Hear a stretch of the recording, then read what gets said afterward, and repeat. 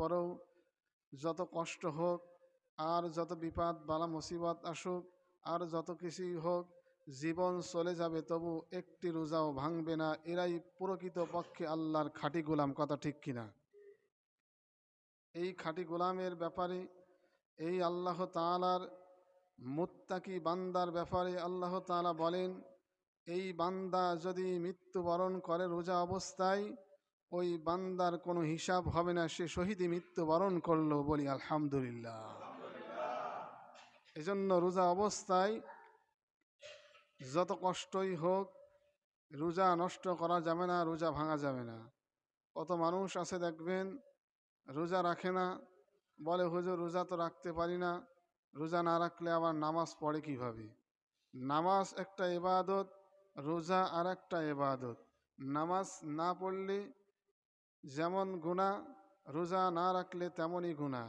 অর্থাৎ একজন ব্যক্তি যদি রোজা না রাখে তাহলে ওই ব্যক্তির উপরে নামাজ ফরজ, নামাজ পড়তে হবে। রোজার আলাদা গুনাহ পেল, রোজার জন্য আলাদা শাস্তি হবে। আবার যদি রোজা রাখে নামাজ না পড়ে তাহলে নামাজের আলাদা শাস্তি হবে। সুতরাং ইসলামের ভিত্তি পাঁচটি। যেমন একটা বিল্ডিং তৈরি করতে, একটা ঘর নির্মাণ করতে চতুর্দিকে ফাউন্ডেশন দেওয়া লাগে, চতুর্দিকে পিলার দেওয়া লাগে, চতুর্দিকটা মজবুত করা লাগে। যদি ফাউন্ডেশন না দেওয়া হয়, মজবুত না হয়, ওই বিল্ডিং অটোমেটিক ভেঙে চুরে পড়বে। ওই বিল্ডিং কোনো মজবুত হবে না, শক্ত হবে না। সুতরাং ইসলামের ভিত্তিও পাঁচটি। এই পাঁচটি ভিত্তি, এই পাঁচটি রকম যখন কোনো ব্যক্তি মজবুত করে আঁকড়িয়ে ধরবে, ওই ব্যক্তি আল্লাহর খাঁটি গোলাম হিসাবে আল্লাহর কাছে সাব্যস্ত হবে। বলি সুবহানাল্লাহ। এই জন্য সম্মানিত ভাইয়েরা, সম্মানিত মুসল্লি کرام, এই পবিত্র মাহে রমজান আসার পরেও যারা তাদেরকে সংশোধন করতে পারল না, 11টি মাস যেভাবে চলেছে, 11টি মাস যেভাবে অতিবাহিত করেছে, সেইভাবেই যদি অতিবাহিত করে তাহলে ওই মানুষ আর জানোয়ারের ভিতরে কোনো পার্থক্য হলো না। কথা ঠিক কিনা?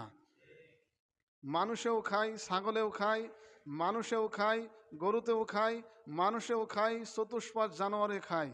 সুতরাং যে ব্যক্তি মাহে রমজান আসার পরেও তার খাবার দাবার বন্ধ করতে পারল না, সিগারেট ছাড়তে পারল না, ধূমপান ছাড়তে পারল না, সে প্রকৃতপক্ষে মানুষ আছে কিন্তু আল্লাহর কাছে কোনো মানুষ নয়।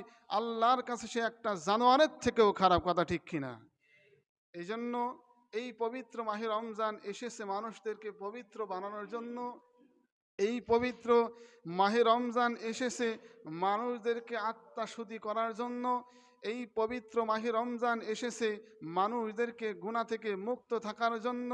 এজন্য পবিত্র মাহে রমজানে আল্লাহ 3টি ধাপ করে দিয়েছেন। প্রথম 10 দিনের ধাপ রহমত, মাঝখানে 10 দিনের ধাপ মাগফিরাত।